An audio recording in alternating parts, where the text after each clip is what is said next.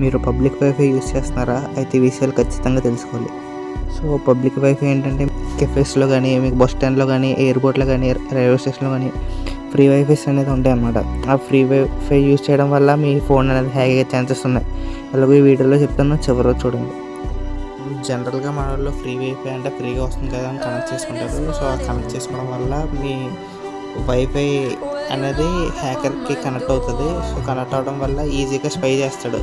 అంటే ప్యాకేజ్ పంపిస్తాడు మీ ఫోన్కి. ఫోన్ ప్యాకేజ్ పంపించడం వల్ల ఈజీగా స్పై చేస్తాడు. మొత్తం మీ కాంటాక్ట్స్, ఫొటోస్, వీడియోస్, ఆడియోస్ మొత్తం అన్నీ చూస్తాడు అనమాట.